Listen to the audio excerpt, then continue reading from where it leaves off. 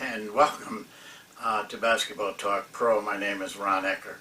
I'm sure you're wondering about the title of this video and the terms Re and G.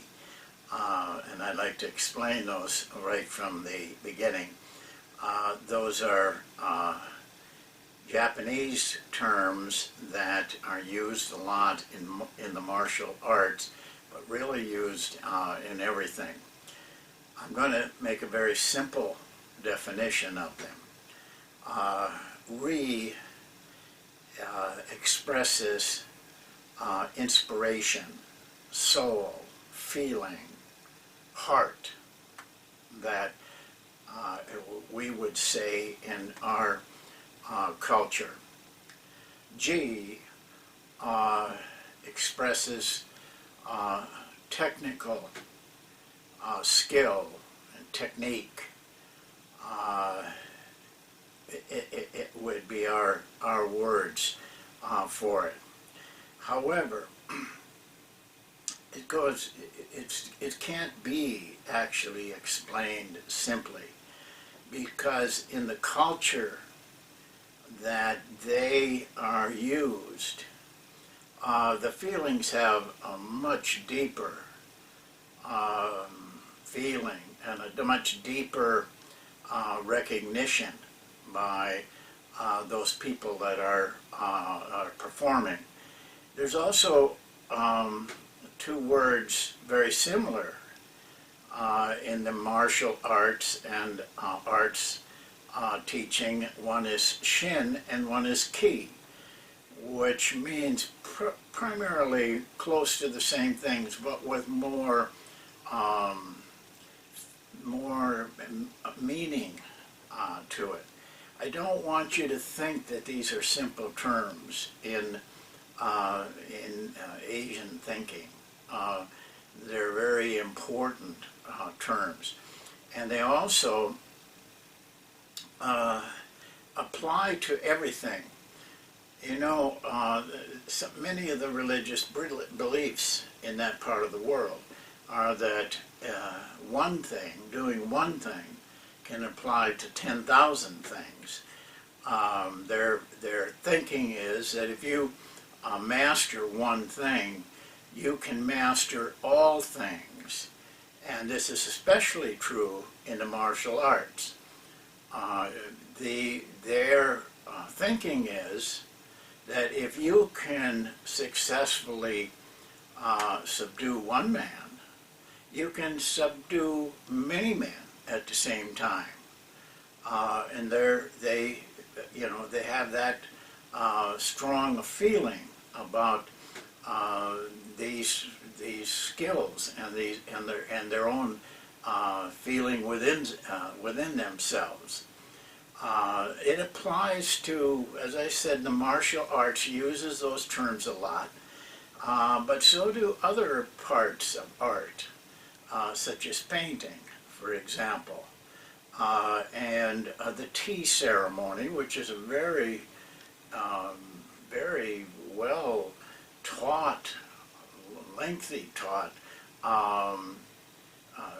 art in that part of the world.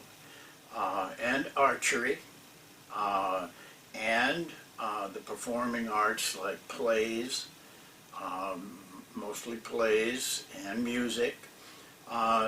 So those two terms kind of move through everything.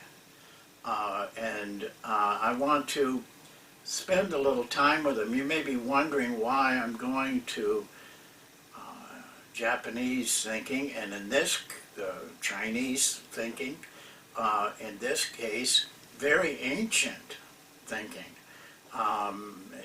thousands of years ago. Tradition is one thing, but when something stands the test of time, like these have, and I'm going to bring it into the modern world, it's ancient, but yet we can apply it to our high-tech world, and it does apply to our high-tech world. one of the things that that they think in terms of with these two words is that one requires the other, and the other requires the beginning. They are not separate entities. You can't have, in their thinking and in mine, you can't have only inspiration and soul and heart and desire without some technique. But you, on the other hand, you can't succeed with technique alone. It requires that spirit and that drive and that feeling. The balance of those two, having both, is what brings about success in their world and in our world. They talk about, and I want to bring this up, they talk about, in the case of Ri, the inspiration, and in Ji, the technique, that the person's thinking affects it deeply. They call it pure and impure thoughts. Well, I'm not going to go into all of the ramifications of that, but to give you an example, which I think we have talked about here in Basketball Talk Pro, one of the impure thoughts, and one of the probably most important ones that they are concerned about is self-indulgence. The person who is thinking of himself or herself, who sees things like, how is this going to affect me? How is it going to affect my position? How is it going to affect my salary? How is it going to affect my life? To them, and I believe to us, if we think about it, that's what they call an impure thinking. And they really, that one in particular, try to train their performers out of that. And we should too. I've touched on it many times.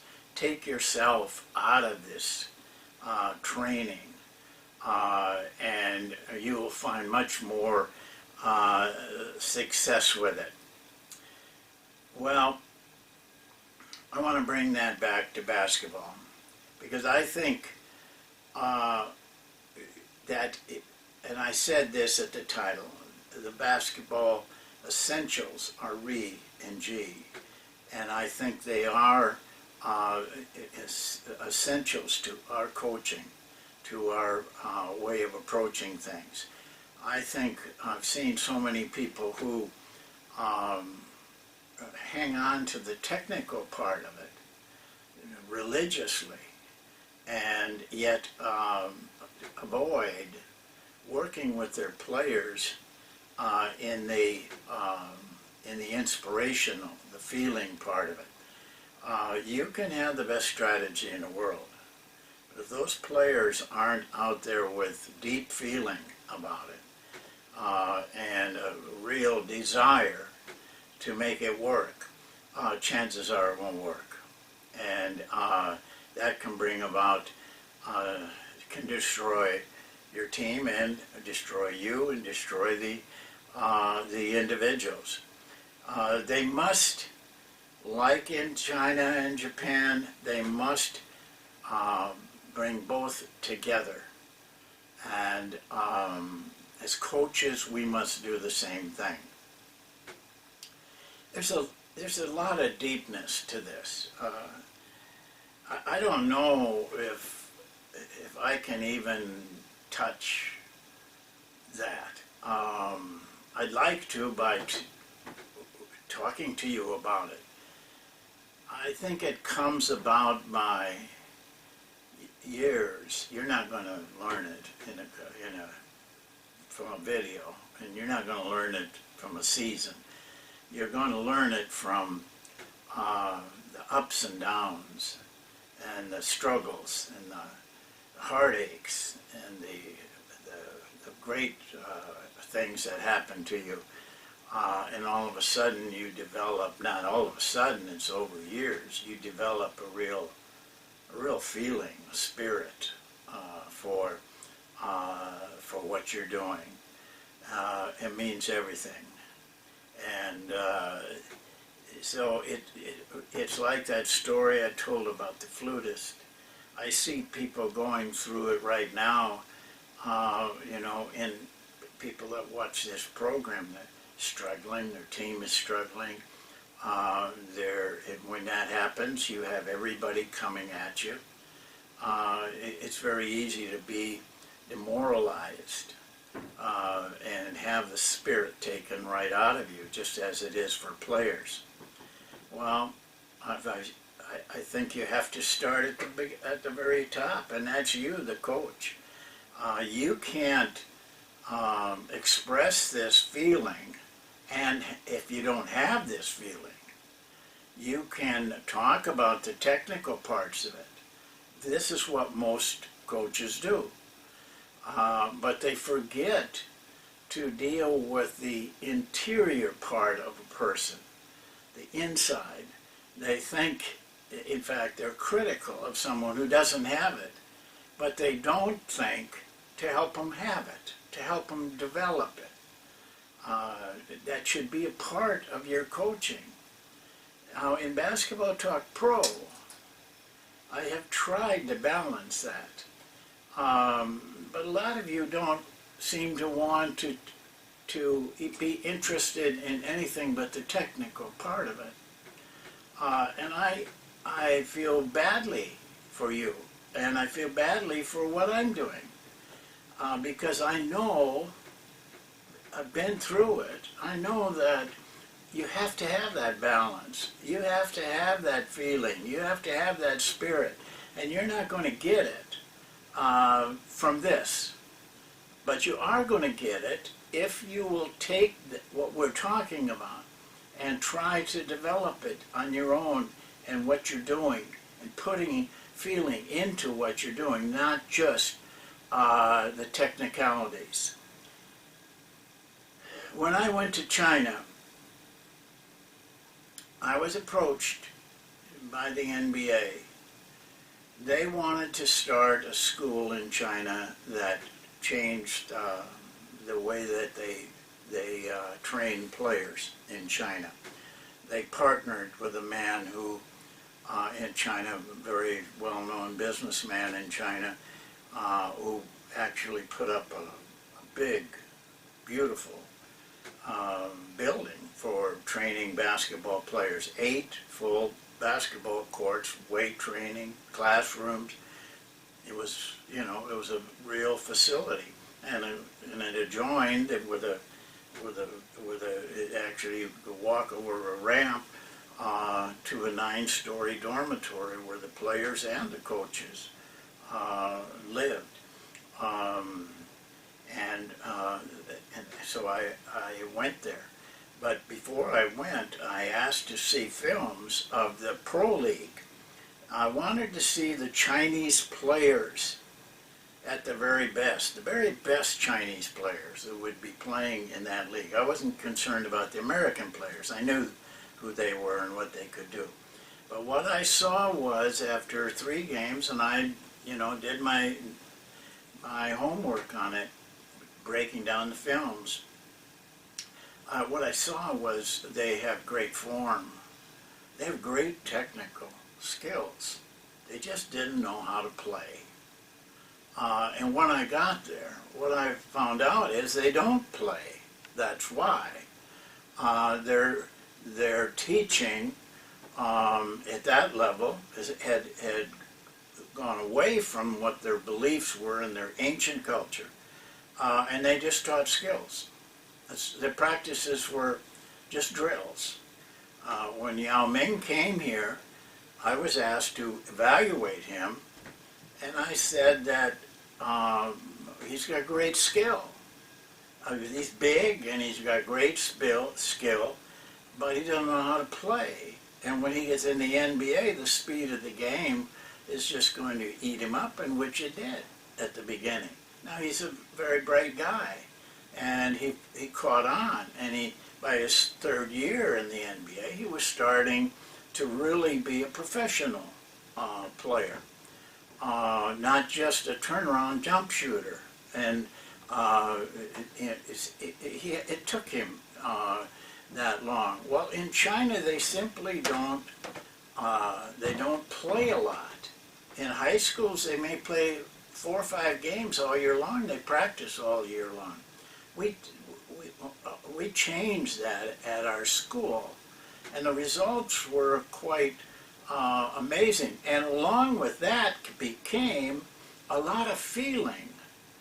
The players in our school had incredible feeling by the end of the year, and that's why they ended up second in China without probably the other schools were getting the best talent because they'd been around for a long time, the sports schools, and that were helped by professional teams.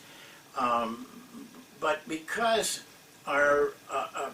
we did deal with these things the best we could with the language, and they took to it, they were able to come in second, and it was really a tremendous upset because they express both areas. Well, to me, as coaches, we are not doing our job if all we teach them is how to shoot the ball, how to go off of screens, how to cut, how to pass, how to dribble. Yes, they need those technical skills. We know that. But we shortchange them when we don't come into the mental part of it. And that's why I do what I do, like I'm doing today, talking to you about these things, because it's apparent to me that with so many coaches, I'm not saying you in particular, it's missing. This part of the coaching is missing, and it shows up, and it'll show up more in our players if we don't grab a hold of it. The really good coaches in American basketball know how to do it, and they do it, and that's why their teams are spirited. That's why they come out and have a hunger to win the game, and that's what we all have to do. We owe that to our players, because without it, I don't care what they do in their life, they will not really reach excellence that they could reach. So let's think about that. This is a deep subject. It isn't something you can just gloss over. There's no shortcuts here. I hope as coaches you understand we're trying to help you with all parts of coaching, not just running drills, running an offense. There's a lot more to coaching than that. And trust me, you will enjoy it and love it more when you do start to encompass all of these things. Well, that's it for today, and we'll see you in a couple of days again. I enjoy the fact that you're listening, if you're listening right now, because that means that you're trying to perfect yourself and make yourself better.